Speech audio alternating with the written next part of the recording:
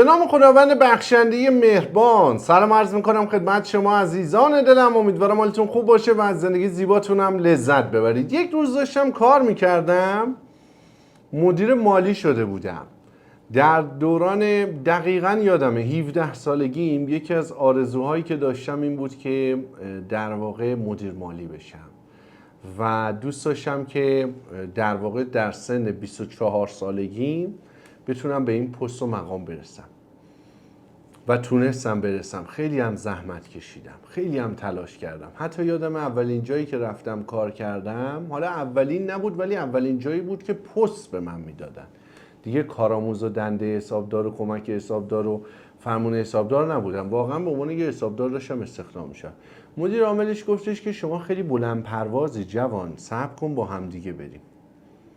عرضم به حضورتون داشتم شغلم رو رسیدگی میکردم، کارم رو انجام میدادم، صورتهای مالی رو تهیه کرده بودم، داشتم تحلیل میکردم که این گزارش مالی شرکت من چیه، وضعیت مالی چیه، عملکرد مالی چیه، این شرکت که من دارم کار میکنم چی کار داره میکنه، سرمایه‌اش از 500 تومن رسیده به 2 میلیارد تومن این کارو کرده، این تعداد نفرات انقدر زیاد شده، چقدر دارایی داره، اکی طلب داریم، به کی بدهکاریم، وامش چیه، تعیین مالیش چیه. خب من برای شرکتی که داشتم کار میکردم خیلی یه کار قشنگی که انجام دادم، تقریبا به میزان اجاره اومدم قسط ساختمون درست کردم و ملک خریدم براش و یه شرکت جوون نوپای از 20-25 تا فارغ التحصیل فوق لیسانس و دکترای حسابداری، یه مؤسسه حسابرسی برند ساختم که ساختیم، همه با هم ساختیم. من به عنوان یکی از اون ستونهای شرکت تو قسمت مالیش خدمت رسانی میکردم و بخش خدمات مالیش هم پروژه‌اش کلا دست بنده بود.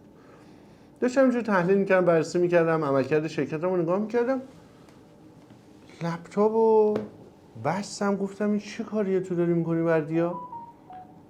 یعنی چی که حالا مثلا تحلیل شرکتت رو داری انجام میدی؟ تو چرا تحلیل خودت رو انجام نمیدی؟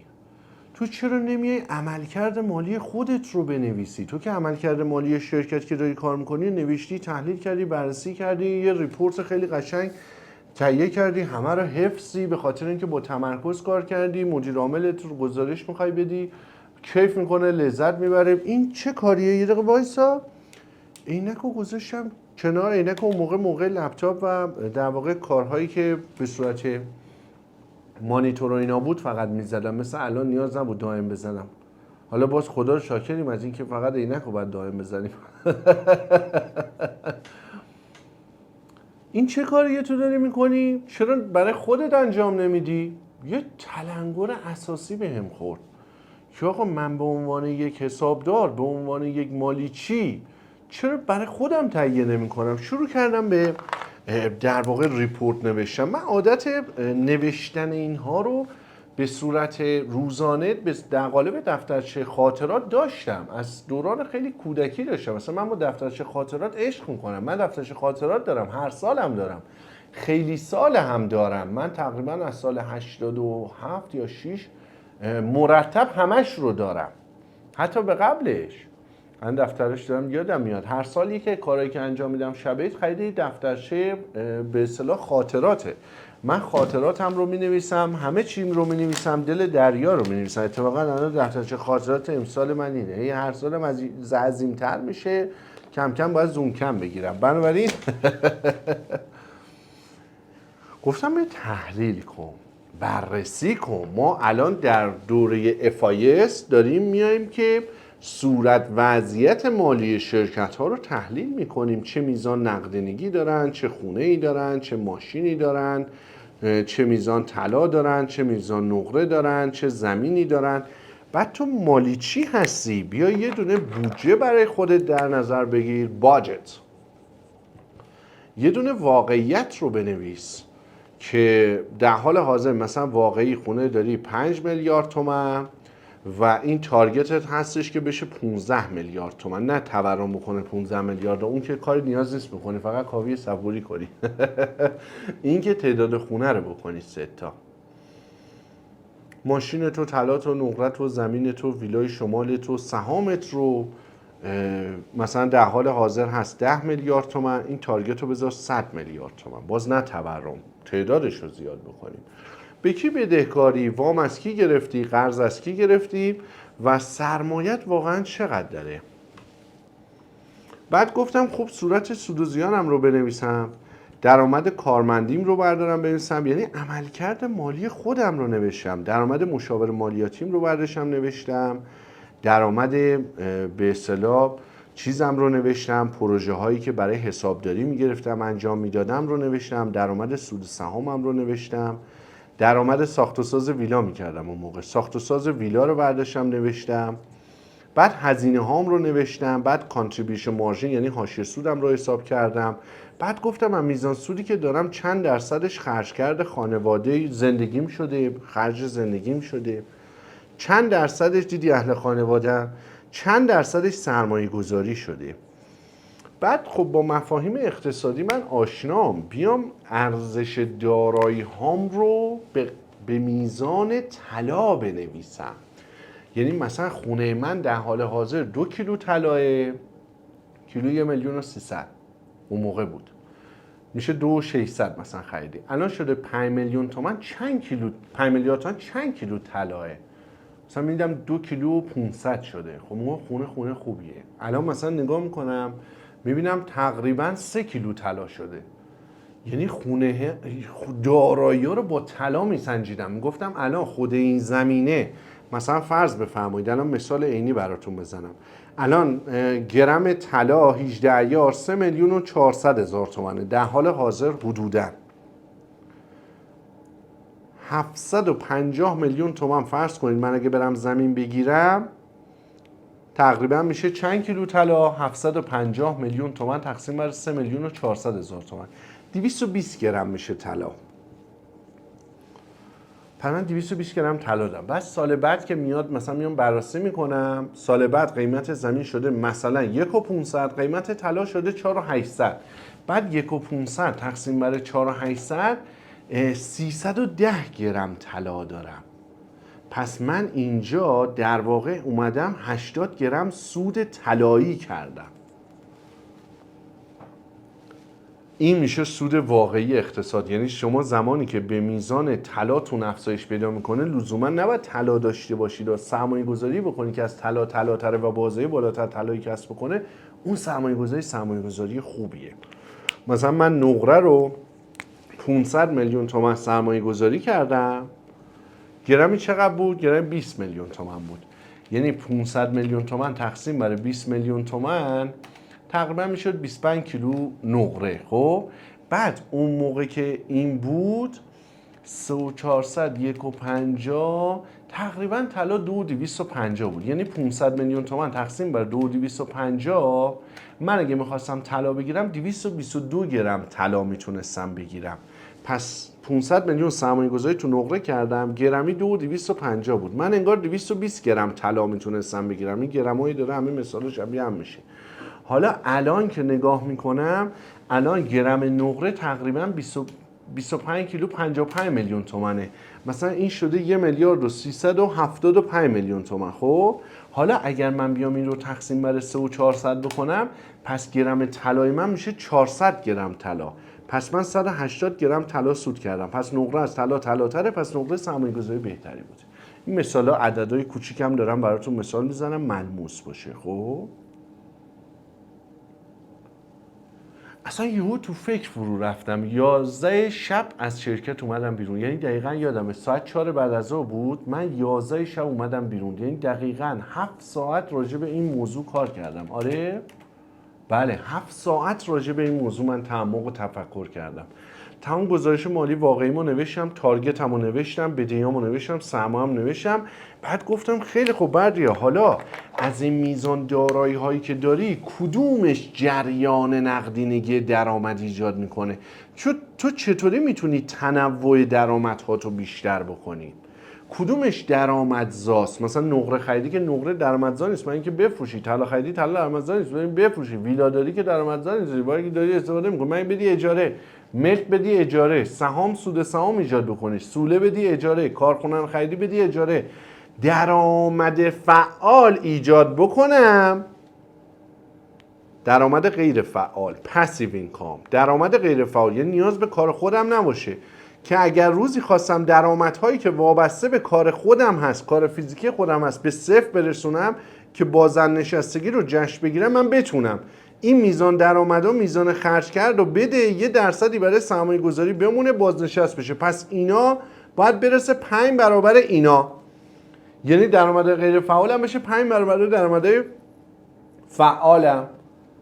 بازنشستگی رو بیام برای خودم ایجاد بکنم، نه اینکه بیکار بشینم خونه. اون روز حسین گفت آقا کاش که همه اونایی که کار میکردن مثل شما بازنشسته بودن. و ما میتونیم از شما خواهش بکنیم شما برید سر کار بازنشست نباشی. فعالیت بالاست. حالا چرا بالاست؟ شما میبینید که توی لایو هر هفته برگزار میشه. حالا احتمالاً این ویدیو رو دارید میبینید دیگه برگزار نمیشه.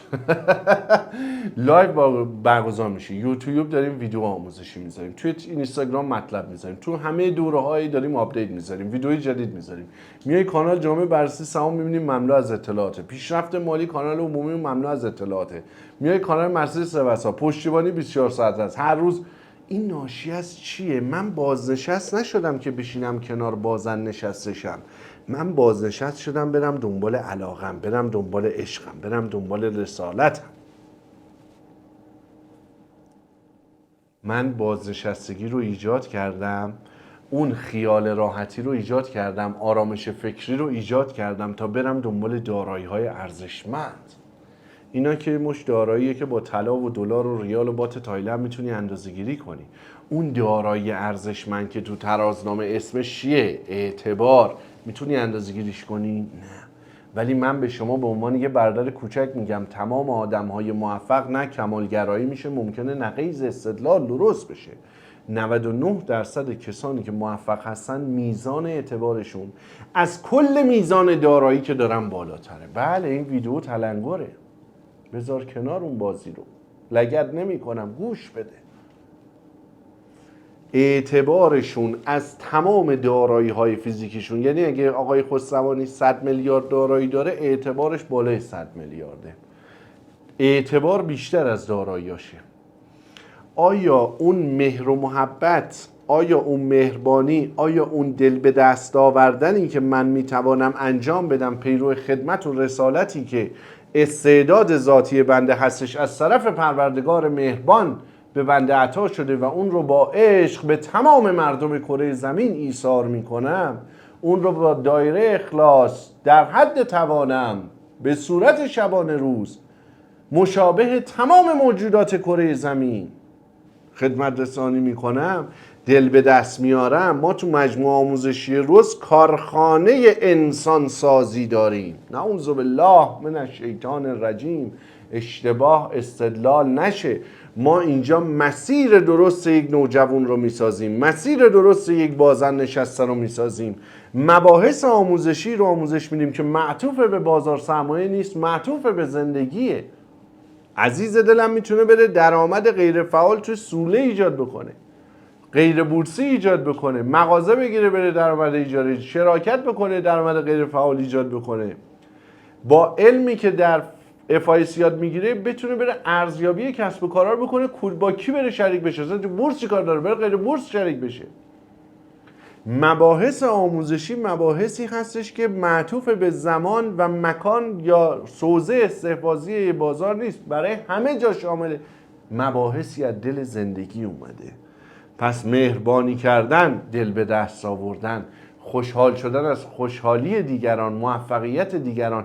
وقتی 4 تا جوانی که میخواستن ترک تحصیل بکنن رو میبینم دانشجوی فوق لیسانس شدن در این 4 سال، نه تنها لیسانس رو ول نکردن بلکه دارن فوق لیسانس میخونن، درآمد بالا، کار بالا و انگیزه میسازیم، انگیزه درست میکنیم، امید واهی درست میکنیم، امید درست میکنیم، زندگی رو میسازیم، ذهن رو میسازیم، چیزی رو میسازیم که نمیتونی ببینی و نمیتونی بخری، باید تلاش بکنی به دستش بیاری.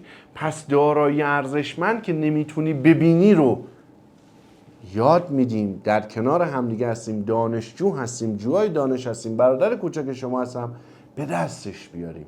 سرمایه گذاری رو در بخش‌های درست زندگی به صورت متنوع ایجاد بکنیم. خوشحالی و خوشبختی کدوم دارایی میاره؟ کدوم دارایی جریان وجه نق نه جریان خوشبختی رو به زندگی من جاری و ساری میکنه؟ کدوم دارایی ارزشمند رضایتمندی و خوشنودی حالم رو میخره؟ کدوم داراییه که دل انسان رو به دست آورده و هر روز مهر و محبت و عطوفت و چرخی زیبای عشق رو، ندیدم سخنی زیباتر از عشق، این رو ایجاد میکنه؟ اون دارایی ارزشمنده، اون دارایی قشنگه.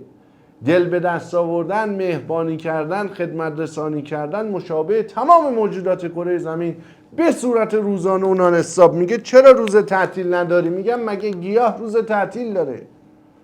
مگه درخت روز تعطیل داره؟ مگه کوه، جنگل، آب، هوا همه در کارند اما من بیکارم؟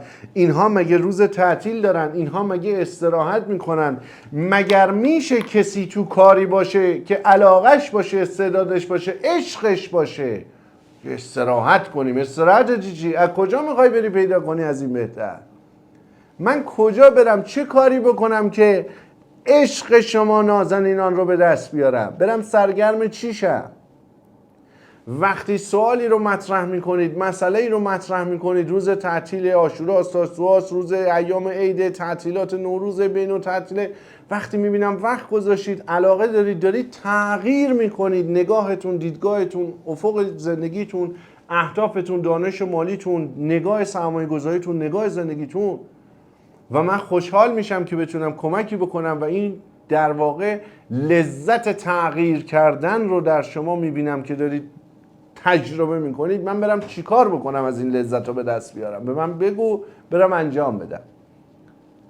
استعداد من، توانایی من، عشق من، رسالت من، وظیفه من همینه.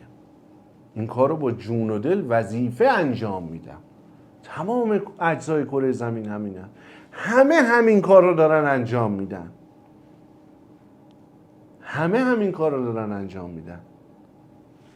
پس من به یک مرتبه تلنگر اساسی بهم خورد که بابا ترازنامه صورت جریان وجه نق، صورت سولوزیون برای خودت بس، گردش نقدینگی پیرامون چیه؟ عملیاتی چقدر مثبت بوده، تعیین مالی چقدر مثبت بوده، سرمایه گذاری چقدر مثبت بوده، چند درصد داری سرمایه گذاری، رو به بهبودی. حالا اگر میخوای به دارایی های اصلی برسی که نمیتونی جلوش رقم بذاری، انقدر که بزرگه، انقدر که با ارزشه، باید دائم دانشجو باشی. ز دانش دل پیر برنا بود، توانا بود هر که دانا بود. شعر بگیم، خاطره بنویسیم، با همه مردم شهر زیر باران بریم. همه شعرها رو داری قاطی پاتی میکنی. گفتم بابا این چیز که میگه که چه دانستم که این سودا مرا زینسان کند مجنون، دلم را دوزخی سازد دو چشمم را کند جیحون. چی شده مولانا اینو گفته؟ این کیست؟ عجب بشر است یا فرشته است یا بشر است؟ این چیست؟ بگو زیر و زبر خواهم شد. گفت می باش این زیر و زبر هیچ مگو، من به گوش تو سخنهای نهان خواهم گفت. سر به جنبان که بلی جز که به سر هیچ مگو. این چیه داره میگه؟ این چیه داره میگه؟ بمیرید و از این عشق بمیرید، در این عشق بمیرید. همش میگه بمیرید تو عشق بمیرید، از این عشق بمیرید، از این شور و شوق بمیرید. چی میگه این؟ مگه طلا و نقره و زمین و ماشین و خونه بهتر، ماشین بهتر، خونه بهتر، ماشین بهتر، بعد درآمد هی برای کار کردن درآمد غیر فعال نباشه، به ساختار هزینه بره بالا، لایف استایل بره بالا، هی خرج کن. این نمیخونه با این چیزی که اینا میگن. این که هی من بگم خونه بهتر، ماشین بهتر، فرزند پرهزینه تر، مصرفگرایی بیشتر، لوکسگرایی کردن، این گرایی کردن، هی نمیخونه. این چیه که عالم همه دیوانه اوست؟ اینا چرا اینا رو نمیگن؟ اینا دنبال چی؟ اینا به چی رسیدن که من نمیتونم ببینم و نمیتونم بخرم و نمیتونم به دست بیارم؟ اینا چه مسیری رو رفتن؟ چه تلاشی رو کردن؟ چی کار کردن؟ خدایا بصیرتش رو به من بده، نگاهش رو به من بده. ثروتمند کسیه که بصیرت داره، چشم دلش روشنه، میتونه چیزهایی رو ببینه، چیزهایی رو بفهمه و چیزهایی رو درک بکنه و برای تحصیل چیزهایی تلاش بکنه که هر کسی نمیتونه. نه اینکه نخواد، ممکنه بخواد ولی نمیتونه، شاید وقتش نشده، شاید پیش نیازاشو پاس نکرده. نه اینکه نمیتونه، چون نمیدونه که نمیدونه. آن کس که نداند و نخواهد که بداند، حیف است چون این جانوری زنده بماند. آن کس که بداند و نداند که نداند، لنگان خرک خیش به منزل برساند. آن کس که بداند و بداند که بداند، اسب شرف خیش به گنبد گردان برساند. بنابراین عزیزان دل من، رو چی داریم سرمایه گذاری میکنیم؟ رو اعتبارمون، رو دوستی هامون، روابط حسنمون، خانوادهمون. شما مگه میتونی بری یه رابطه عاطفی رو بخری؟ برو بخر. قیمت نمیتونی روش بذاری و نمیتونی بخریش. این رابطه عاطفی یه چیزی هستش که نمیتونی ببینی. چرا؟ اینقدر ارزشمنده، اینقدر والاست، اینقدر زیباست که نمیتونی به دست بیاری. بله، شما هر کسی رو میتونی به دست بیاری ولی نمیتونی رابطه قشنگ رو به دست بیاری. تازه هر کسی رو هم نمیتونی به دست بیاری. حالا سه چیزا رو نمیتونم بگم. نمیتونی رابطه زیبای فرزند با مادرش و با پدرش رو به این راحتی به دست بیاری. داشتن رابطه قشنگ با اولاد رو شما نمیتونی بری بخری. بگی خب ما امروز بریم یه رابطه خوب با فرزندمون بخریم. شما این رابطه رو نمیتونی اندازه گیری بکنی. این حجمش خیلی بالاست. رابطه زیبای شاگرد استادی رو شما نمیتونی بری بخری. کسانی که در امر زیبای زندگی تا حالا استاد نداشتن، ربطی به دانشگاه نداره. من میتونم دانشگاه نداشته باشم ولی استاد هنرهای رزمی داشته باشم و رابطه استاد شاگردی رو درک نکردن یا این رابطه زیبا رو تجربه نکردن که زیباترین لذت‌های دنیا رو از دست دادن. لذت یادگیری، لذت تغییر نگاه، تغییر دیدگاه، لذت فهمیدن رو خیلی ها درک نکردن و نکشیدن. اون ترشح زیبای هورمونی که باعث میشه به وجد بیای از این که دانستم، فهمیدم. چقدر من کتاب فلسفه میخونم و لذت میبردم. اگر منطق مسلطی فلسفه بخون. فلسفه یعنی چرایی هر چیزی. در باب همه چیز میتونی فلسفی مطالعه بکنی و رسیدن به مدرک دکترا در هر رشته‌ای در واقع رسیدن به فلسفه اون چیزه و اضافه کردن یک علم به هر چیزی که در انتهای مسیر تحصیلی صورت میگیره میگن تزش رو داد، تز دکترا رو داد. یعنی یک چیزی رو اضافه کرد به اون علم و در حد فلسفه اون علم اشراف و دانش و تسلط و مهارت داره. بنابراین من به عنوان یک حسابدار که تا انتهای مسیر دانش مالی و موفقیت مالی و گزارشات مالی، فاینانشال ریپورتینگ دارم میرم جلو، تحلیلگریش رو میرم جلو و نگاه مالی دارم، چرا برای خودم نباید تهیه بکنم؟ ای داده بر من این شرکتی که من تهیه کردم گزارش مالیش رو، دارایی اصلیش ما 25 تا فارغ التحصیل دانشگاه تهران و علامه ایم که در مقطع فوق لیسانس و دکترا هستیم. کو تو این ترازنامه نیست. یافت می نشود گشته ایم ما، آنچه یافت می نشود آنم آرزوست. تمام ترازنامه‌ای که تو شرکتی که من تهیه کرده بودم، عمده دارایی ارزشمندش ما آدما بودیم. انقدر ما آدما ارزشمند بودیم که نمیتونستیم تو ترازنامه نشونش بدیم. پس میگه گوش دادن 5 سطح داره. سطح آخر گوش دادن سطحیه که آنچه که نمیگه هم میشنوی و میفهمی. وقتی من صورتهای مالی شرکت رو نگاه میکنم که مثلا زمین داره، کارخونه داره، معدن داره، گندله داره، کنسانتره داره، سنگ آهن داره، مس داره، آهن پاره، آهن قراضه، لوازم منزل، نمیشه وسط چرت و پرت نگی. این آدما کو؟ نحوه استفاده از این داراییه که داره ارزش ایجاد میکنه در قالب درآمد و سود. نحوه استفاده از دارایی که تفاوت یک شرکت رو با شرکت دیگری مشخص میکنه و اهمیت شرکت کردن در مجمع شناخت هیئت مدیره و مدیر عامل رئیس مجمع ناظر مجمعه که من داراییامو به کی سپردم.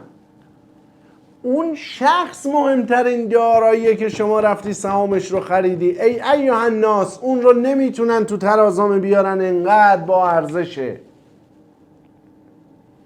در یه سری از کشورها که با دینشون و موازین اخلاقی و دینیشون میخونه، انسانها رو توی ترازنامه میارن، مخصوصا باشگاه ورزشی. میگه رونالدینیو مثلا 1 میلیارد دلار در ترازنامه هست، مبلغی که براش کاست تموم شده.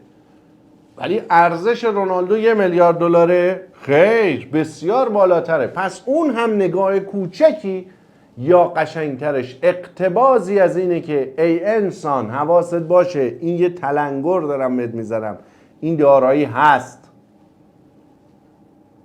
و دین ما چقدر قشنگه که نمیاد این رو کوچیکش بکنه، بگه خسروانی رو آوردن سالی مثلا 1 میلیارد دارن حقوق میدن بنویسید 1 میلیارد تومان.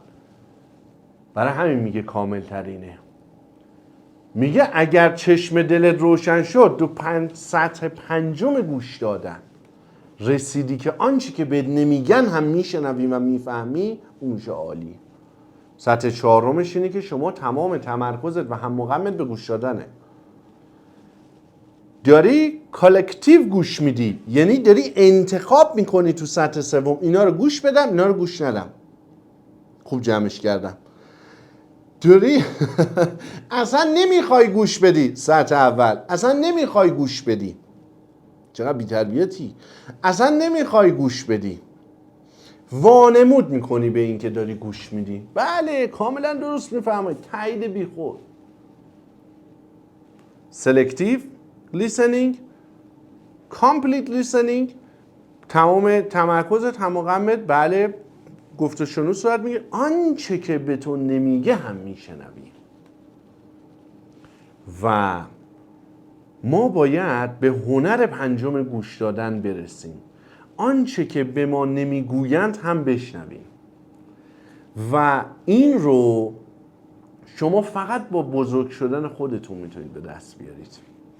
اینکه چقدر دارایی ارزشمنده بستگی به شما داره.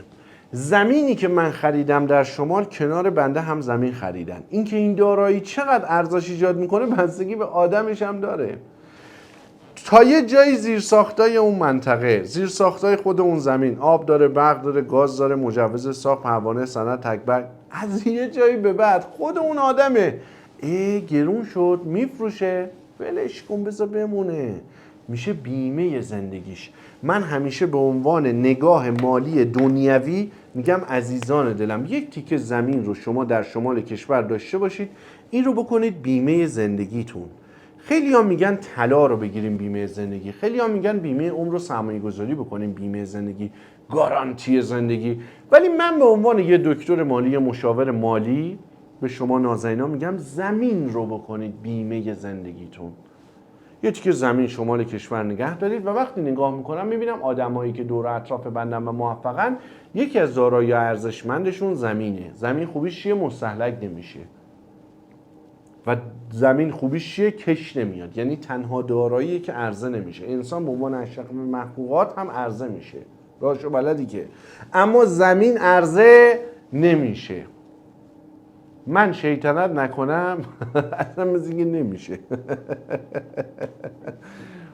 باید گل بگیم و گل بشنویم. بگشای لب که قند و گلستانم آرزوست، بگشای دل که باغ و گلستانم آرزوست. زین همرهان سوس عناصر دلم گرفت، شیر خدا و رستم دستانم آرزوست. گل بگی، گل بشنوی، خدمت کنی، کیف کنی. کدوم موجود رو تو طبیعت میبینی خوشحال نباشه؟ شکوفه میزنه، موفق میشه، نه به خاطر خودش، به خاطر اینکه میخواد بیشتر خدمت رسانی کنه. پس من گفتم یکی از با ارزشترین دارایی هایی که دارم، ای جانم، کتابخانه منه، خانواده منه، دوستای خوبم دارایی منن، روابط حسنه من دارایی منن، شما دقت داشته باشید که در اصل اطلاعات هستید. آن چیزی که ارزش در عصر کنونی دارد اطلاعاته. آن چیزی که بسیار بسیار ارزشمنده به عنوان مهمترین دارایی شما در مرحله اول سطح دنیوی ذهن شماست. بعد میشه دل شما و قلب شما. دل دریا رو بنویس، دل ما رو بنویس. باید اینا رو یکی یکی سلوک رو طی بکنیم، این مراحل رو طی بکنیم. سفری داشته باشیم به نام سفر قهرمان. 7 آسمان را بردرم و از 7 دریا بگذرم، چون دلبرانه بنگری بر جان سرگردان من. 7 خوان رستم. اینکه من بیام در دنیای کودکیم ایدئال ذهنی داشته باشم، کودک معصوم باشم و دنیا رو مشابه آن چیزی که در ذهن دارم بپندارم و زندگی بکنم، یک مرحله از زندگیه. وقتی وارد زندگی میشم، کودک از معصوم بودن به یتیم بودن تبدیل میشه. نه به معنای کلمه یتیم، یعنی به معنای اینکه ایدئال ذهنیش رو از دست داده. یعنی اون دنیای مدینه فاضله ذهنی میبینه منطبق با واقعیت نیست، یتیم میشه. انگار اون چیزی که تصور در ذهن داشته از بین رفته. اینجا بایستی بره تو مرحله بعدی که جستجوگر بشه، دنبال پاسخ سوالای اساسی زندگی بره، دنبال خودشناسی بره. من مگه خودم به عنوان مهمترین دارایی نیستم؟ تو علم روانشناسی هر کجا میری ریشه باز میکنی به عزت نفس میرسی، نه اعتماد به نفس. عزت نفس یعنی چقدر خودم رو دوست دارم، چه رابطه‌ای خودم با خودم دارم، چه لذتی خودم از خودم میبرم، چه عشقی خودم با خودم میکنم.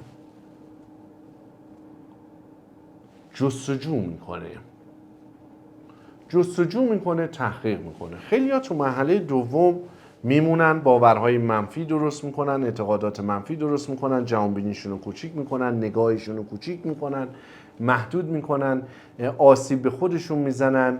عزت نفس مخصوصا اگر سولاخ باشه خط آسیب بسیار بسیار بدی رو درست میکنه، به خودشون آسیب میزنن و نمیتونن به مرحله جستجوگری برن.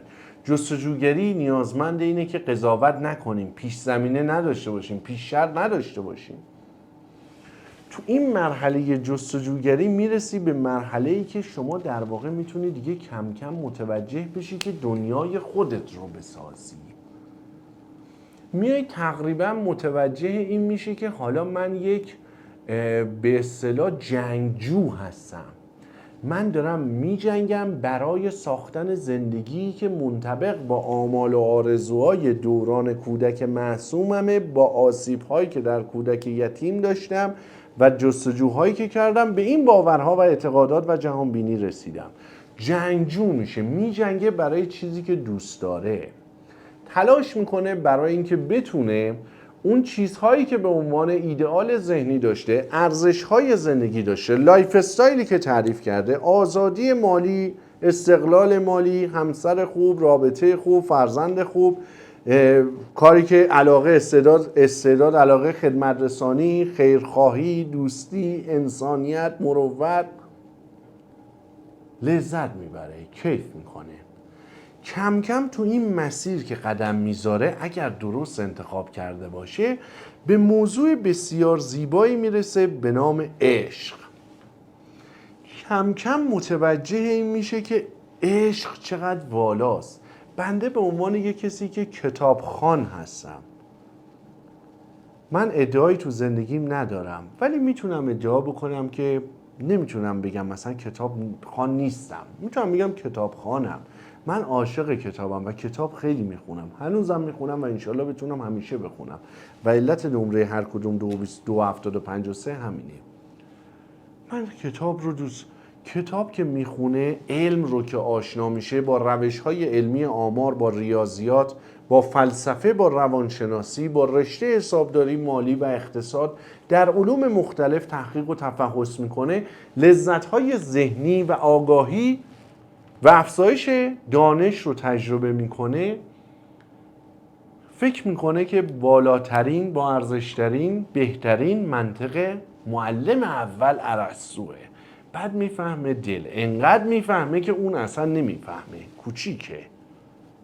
با مقوله عشق آشنا میشه، میفهمه لذت بخشترین چیزی که فهمیده تو این عالم در کنار تمام مطالعاتی که کرده عشقه. و در مرحله هفتم به عنوان یک بالغی که بلوغ رسیده دنبال اینه این عشق رو، این مسیر رو، این سیر تحول رو، این هفت‌خوان عالم رو، این رو بیاد به همه نثار بکنه، این رو بیاد به همه هدیه بکنه.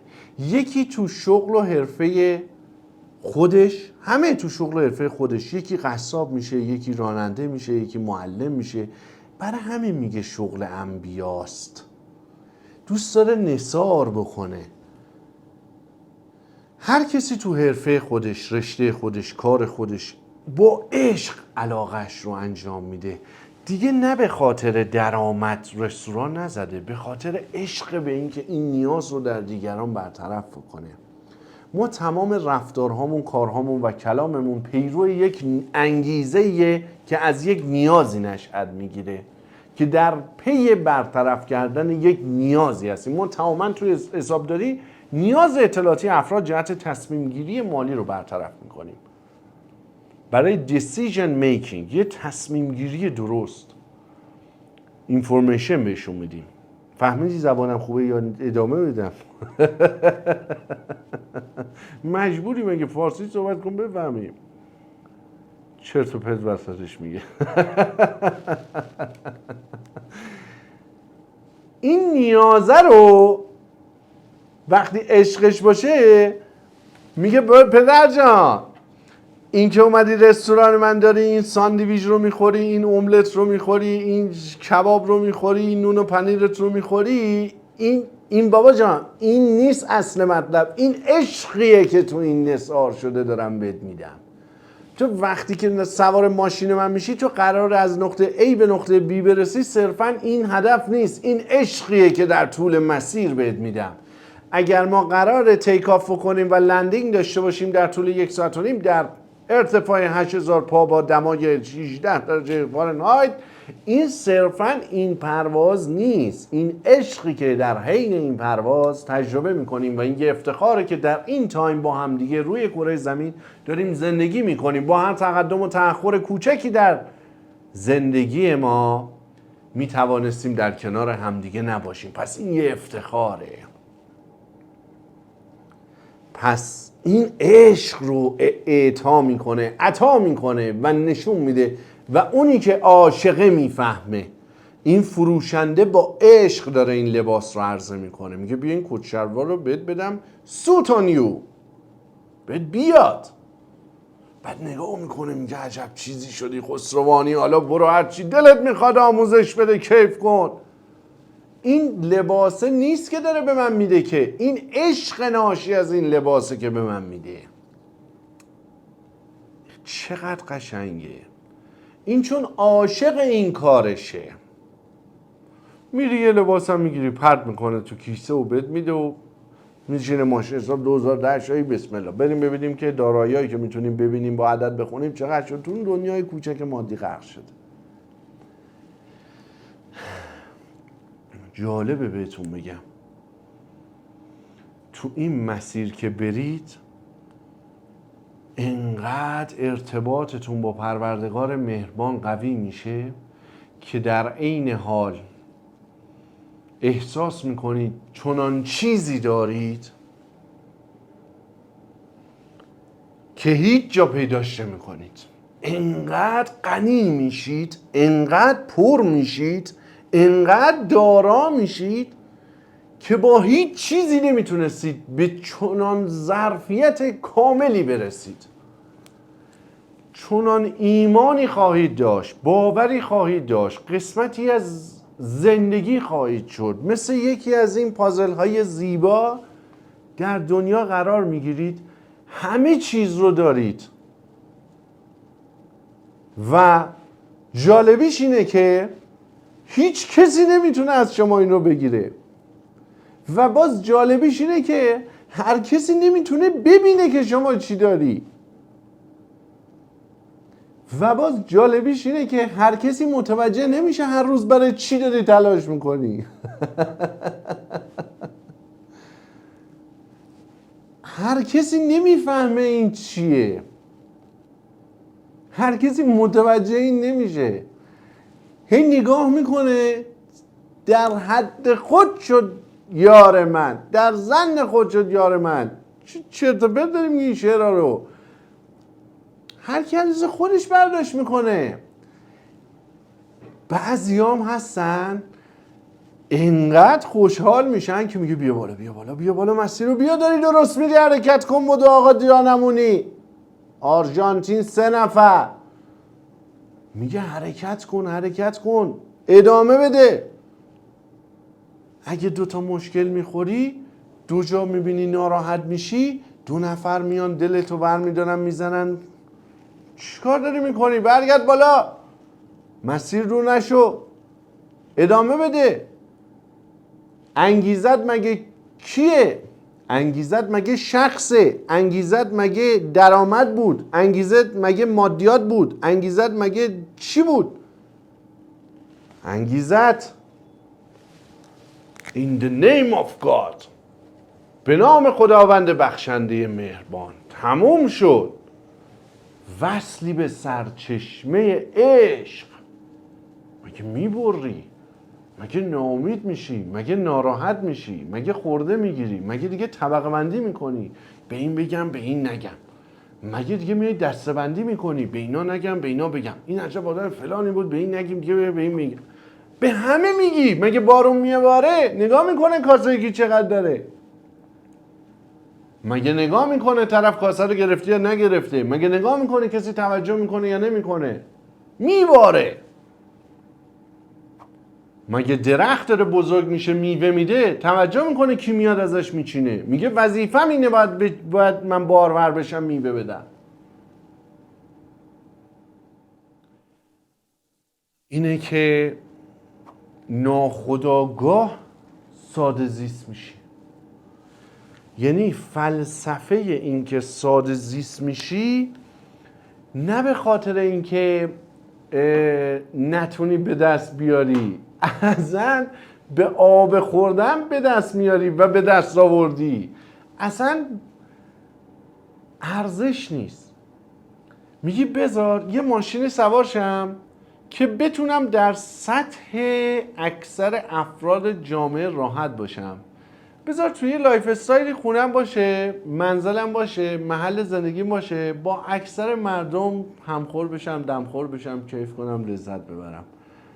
بذار یه لایف استایلی داشته باشم، رفتاری داشته باشم، منشی داشته باشم، با همه کیف کنم، لذت ببرم.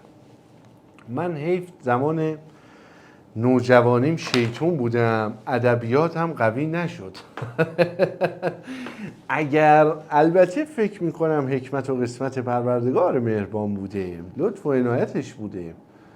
الان میگم خدایا چرا من این کارو نکردم؟ و من یکی از کارهایی که قطعاً فراغ بال پیدا کنم مطالعه عمیق ادبیاته، تا بتونم خودم به مرحله‌ای برسم که بتونم شعر بگم و از این فرهنگ زیبای فارسیمون، پارسیمون، از این زیبایی کلاممون، از این فرهنگ قدیممون بتونم خلق ثروت کنم، خلق ارزش کنم. امیدوارم بتونم این کار زیبا رو انجام بدم که با شعر سخن بگم و به اون مرحله زیبای شعرا برسم که همشون این مراحل زیبا رو طی کردن و نه اینکه به اینا نتونن برسن. اتفاقا وقتی به چیز ارزشمندتر رسیدن به اینا که کاری نداره که بی‌ارزش میدونه و اتفاقا میگه که خب برم دنبال چیزی که ارزشمندتره. خلاصه که امیدوارم تک تک شما نازنینان در تمام مسیر زندگیتون خوشحال باشید، خوشبخت باشید، با خدا باشید، پادشاهی کنید، بی خدا باشید، هر آنچه خواهی کنید. بارالله در کار در کلبه محقر باورم چنان چیزی دارم که در بارگاه ملکوتی خود نداری، که من خود خدایی چون تو دارم و تو خود خدایی چون خود نداری. براتون بهترین ها رو آرزو میکنم. زیر سایه پروردگار مهربان خوشحال و خندان و شاد باشید عزیزمید.